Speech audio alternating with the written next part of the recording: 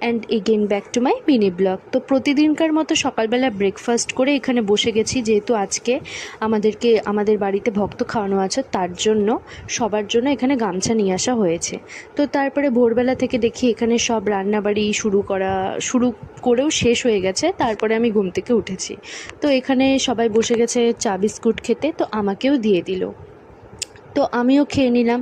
তারপর গিয়ে দেখি এখানে সব রান্না কমপ্লিট। তো তারপর চলে আসে ভক্তরা। তো আমাদের নিচে তো নতুন মন্দির হয়েছে, তো এখনও পুরোপুরি কমপ্লিট হয়নি, তো ওখানেই মাকে আটকে রাখবো। ওখান মাঠ থেকেই শুরু হবে উদ্বোধন করা। তো তারপরে এখানে মাকে রাখা হলো, দেখো কি সুন্দর লাগছে, তাই না? তারপর মা এখানে জোগাড় করে দেয় ওদেরকে, ওরা পুজোতে বসে পড়ে। তারপর পুজো করার পর ওরা নাচ করে নেয়, আর ওদের হাতে সকালবেলা সময় খুব কমই থাকে। তো তারপরে এখানে বাবা ওদেরকে এক এক করে গামছা দিয়ে দেয়। তো তারপরে ওরা খেতেও বসে পড়ে। তো তারপর লাস্ট আমাদের বাড়ি নাচ করে ওরা বেরিয়ে যায়। তো আমরা ওইখানে খেতে বসে যাই। আজকের জন্য এইটুকুই, টাটা, বাই।